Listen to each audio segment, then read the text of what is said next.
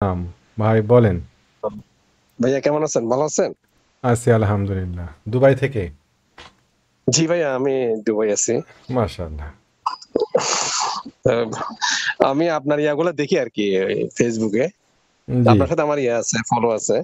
তো আমি বলতেছি আমি কিছু জিজ্ঞেস করি আপনার কাছে। আমিও অনেকদিন ধরে করতেছি। ও আপনি আমার ফেসবুক ফলো করেন তাই না? আমার কিন্তু ইউটিউব জি, আছে। জি। আমি ইউটিউবে বেশি অ্যাক্টিভ ফেসবুকের তুলনায়। আচ্ছা, আচ্ছা। দুই ইউটিউবে জায়গাতে না? হ্যাঁ, দুই জায়গাতে ২ রকম কনটেন্ট যায়। কিন্তু আচ্ছা, আচ্ছা। কিন্তু আমি মানে ইউটিউবটাকেই বেশি প্রাধান্য দিই ফেসবুকের তুলনায়। তা আচ্ছা, আচ্ছা। ইউটিউবে আমি আমি কি নামে আছে এটা? সেম? একই সেম নেমে আছে। কনটেন্ট কিন্তু ২ সেম জায়গাতে নামে? প্রায় এক যায় না। অনেক সময় আলাদা, আলাদা কনটেন্ট যায়। ও আচ্ছা, আচ্ছা। ওইটা আমি খেয়াল করি নাই। আমি ফেসবুকে সবগুলো দেখি আপনার আমি।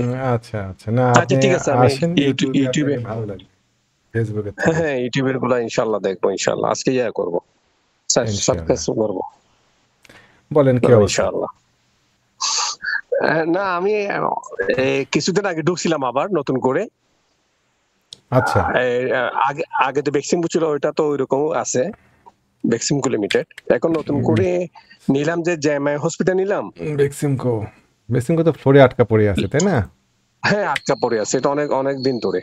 ওইটা ঐরকমই যে আছে। এমআই হসপিটাল, জেএমআই ওইটা আমি ৳৫৮ হসপিটাল, ৪০ পয়সা করে নিয়েছিলাম।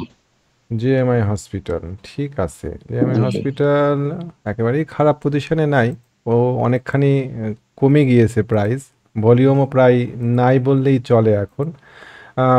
জি, জি। ৳৫২.৫০ ম্যাক্সিমাম নামতে পারে। এখন চলে কত ৳৫৫ কাছাকাছি চলে আসছে। একটা এইরকম চার্ট প্যাটার্ন অধিকাংশ ক্ষেত্রেই তৈরি হয়ে আছে। নেমে যেয়ে একটা ডবল বটম করার চেষ্টা করছে। এইখানে আমরা একটা সাপোর্টও রাখতে পারি ইচ্ছা করলে পারে। ঠিক আছে, গুড, খারাপ না। স্টপ লস যদি ধরেন, ৳৫২ স্টপ লস ধরে এন্ট্রি তো দেওয়াই যায় এই শেয়ারটাতে। আমাদের প্রাথমিক টার্গেট হবে এই যে এই ভলিউম, মাথাতে রাখবেন। ভলিউমের রেজিস্ট্যান্সটা সবচেয়ে খারাপ রেজিস্ট্যান্স। এই ভলিউমের রেজিস্ট্যান্সের কারণে অনেক শেয়ার পার হতে পারে না। জি, জি। তো এখানে ওটা আমি এখানে 64 গেছে যে তখন সেল করি নাই। আমার কাছে না আরো যা যেতে আহা পারে। আহা আহা আহা আমরা এই ভুলটা করি সব সময়, বুঝছেন? আমরা শেয়ার সেল করতে পারি না। মানে আমাদের জি, কাছে, জি। আমার কাছে মনে হয়েছে যে হয়তো একটু একটু মোটিভেশন দরকার সেল সেল করানোর ক্ষেত্রে মানুষকে।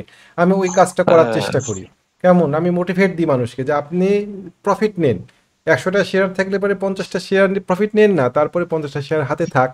আপনার কেনা দাম কমে গেল, হ্যাঁ। আপনার লাভ আসলো হাতে, আপনি তখন ওই বাদ বাকি টাকা দিয়ে অন্য শেয়ার কিনলেন বা ওইটাই কিনলেন একটু কমলে পারে, তাই না? জি, আমি জি। আমি খুব চেষ্টা করি মানুষকে মোটিভেট করতে। মানুষজন অনেকেই ভুল বোঝে, অনেকেই কটু কথা বলে, আমি এগুলা গায়ে মাখি না। জি, জি। তা আমি কয়েকদিন ধরে চেষ্টা মানে চিন্তা করছিলাম এটা জি। ছেড়ে দিয়ে অন্য ক্যাডিএস নেবো কিনা। জেএমআই ছেড়ে দিয়ে। আপনি এখানে সেটার দাম পেয়েছিলেন, বিক্রি করতে পারেননি। যাই হোক, এখন ডিভিডেন্টের মৌসুম তো, মার্কেটটা একটু অস্থির। এই অস্থির মার্কেটে কি কিনবেন? কেডিএস। ক্যাডিএস আমি নেওয়ার জন্য অনেকবার চেষ্টা করছি, কিন্তু আবার আমার কাছে না দেখি আর একটু। কেডিএস কিনতে পারেন। আপনি কি ধরেন আপনি ১০০টা কেডিএস কিনবেন ধরেন। তাহলে আপনি এখন জি। ৪০টা কিনেন, তারপরে ধরেন এখন কত? ৳৪৭.৫০। এখানে ৪০টা কিনেন, তারপরে এই জায়গাতে ৳৪৪.৫০ আরও ৪০টা কিনেন। কিনে আপনি আস্তে, আস্তে শেয়ারটাকে একটা এভারেজ প্রাইসে নিয়ে আসেন। যদি আচ্ছা, আচ্ছা। এই শেয়ারটা ধরেন ৪০টা কেনার পরেই দৌড় দিল উপরের দিকে, দিক, তাহলে আপনি ৪০টা শেয়ার নিয়ে আপনি প্রফিট নেন।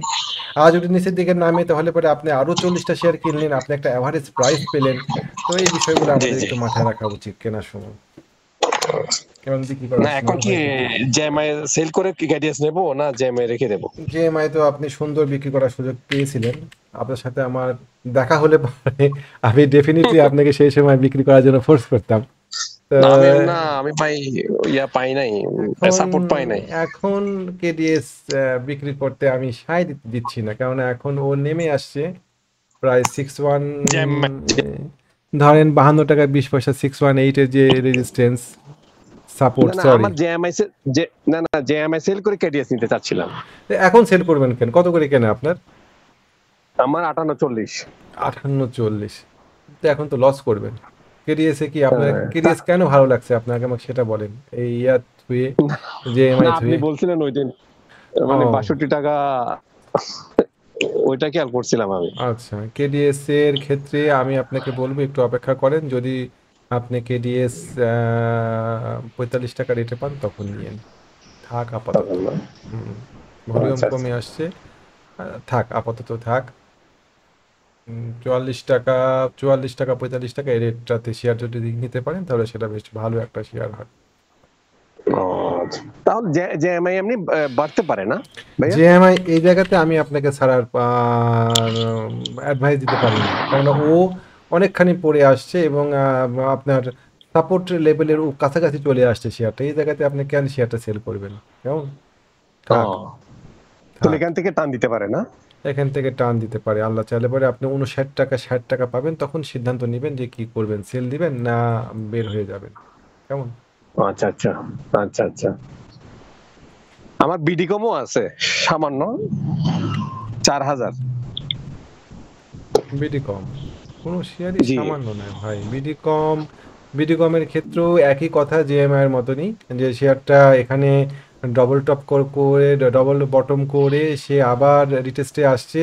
আহ, এই জায়গাতে বিডিকম সেল দিতে বলতে পারি না, বরং কেনার পরামর্শ দিব আমি মানুষদেরকে এই জায়গাতে। আচ্ছা, আচ্ছা। এটা তো ভালো শেয়ার বিডিকম। ২৭ টাকা না ভালো দেখেন, আমি ফান্ডামেন্টাল অ্যানালাইসিস করি না, আমার কাছে ভালো খারাপ নাই, আমি টেকনিক্যাল অ্যানালাইসিস করি। এই অ্যানালাইসিসে যেটা ভালো লাগে সেটাই আমার কাছে ভালো লাগে। জি, জি, জি। ও আচ্ছা। না আমি এখন ফান্ডামেন্টাল ছাড়া অন্য শেয়ার নিচ্ছি না, যে এইচআর ট্যাক্সটা নিয়ে ধরা খেয়ে গেলাম। আচ্ছা, এটা একটা ওটা অবশ্যই, সেল। এটাও একটা অবশ্যই বিনিয়োগের কৌশল। ফান্ডামেন্টাল অ্যানালাইসিস যদি আপনি করতে পারেন ডেফিনেটলি, মানে যারা একটু দীর্ঘমেয়াদী বিনিয়োগ করেন তাদের টেকনিক্যাল অ্যানালাইসিস পরিবর্তে ফান্ডামেন্টাল অ্যানালাইসিস করাটাই বেশি জরুরি আমি মনে করি। ভালো কোম্পানি জি, দেখে জি। ভালো অবস্থা দেখে আপনি বিনিয়োগ করবেন। আর আমরা যারা এই টেকনিক্যাল অ্যানালাইসিস করি তারা সুইং ট্রেডার, আমরা বেশি দিন থাকি না শেয়ারে আর কি। জি, জি। কেমন? না, জি, জি। না এখন আমরা বাইরে থাকি তো ভাইয়া, কিন্তু হুম। বুঝতে পারি না কোনটা আপনারা মানে। যারা আপনারা যারা প্রবাসে থাকেন আমি দেখছি যে আমার সাথে অনেকেরই কথা হয়, কানাডা থেকে কথা হয়, তারপরে ব্রিটেন থেকে কথা হয়, স্পেন থেকে কথা হয়, ফ্রান্স থেকে কথা হয়, ইটালি থেকে কথা হয়। আর যে আপনি জি। দুবাই বলেন, দুবাই থেকেও আরেক ভাই আমার সাথে যোগাযোগ রাখেন, সৌদি আরব থেকে ফোন করেন, কাতার এখান থেকেও আমার সাথে যোগাযোগ করেন। তো আমি দেখেছি যে যারা বাইরে থাকে দেশের তারা একটু দীর্ঘমেয়াদী বিনিয়োগ করতেই পছন্দ করেন এবং তাদের ক্ষেত্রে আমার পরামর্শ হচ্ছে যে আপনারা ফান্ডামেন্টাল দেখে দীর্ঘমেয়াদী একটা শেয়ারে বিনিয়োগ করবেন, তাদের টেকনিক্যাল দেখার দরকার নেই। জি, জি। না আমি এইচআর ট্যাক্সটা নিলাম, ওইটাতে প্রায় ১২,০০০ ছিল। 34 গেছে, সেল করি নাই। পরে এসে হ্যাং এর মধ্যে বাইজে গেছি আচ্ছা, না ওই আপনার ইয়াতে পিছনে এইচআর টেক্সটাইলে ৩২ টাকাতে রেজিস্ট্যান্স ছিল বুঝছেন, এটা দেখা ছিল। দেওয়া যাবে আমি কোথায় রেজিস্ট্যান্স ছিল। হ্যাঁ। ৩৪ টাকা গেছিল, সেল করি নাই, হ্যাং হুম হয়েছিল যে যেদিন। হুম। পরে এর পরের দিন তো কমতেইছে কমতেছে শুধু। এই যে এখানে তার হচ্ছে আমি ২৮ টাকা এখানে করে সেল করে দিচ্ছি। এখানে রেজিস্ট্যান্স ছিল, কেমন, এখানে রেজিস্ট্যান্স ছিল, এই রেজিস্ট্যান্সের কারণে শেয়ার বাড়তে পারেনি উপরের দিকে এই জায়গাতে এসে। তো ঠিক আছে, আপনি আপনি যেহেতু দীর্ঘমেয়াদী বিনিয়োগ করেন আপনি ফান্ডামেন্টাল দেখে লো প্রাইসে একটা শেয়ার কিনে ফেলে রাখবেন। তো ঠিক আছে শহীদুল ভাই, থ্যাংক ইউ। ইনশাআল্লাহ ভাইয়া, ইনশাআল্লাহ ইনশাআল্লাহ যোগাযোগ কথা থাকবে হবে, জি ইনশাআল্লাহ ভাইয়া। জি জি। থ্যাংক ইউ সালাম ভাইয়া, আলাইকুম। থ্যাংক ইউ ভাইয়া। ওকে, আসসালাম।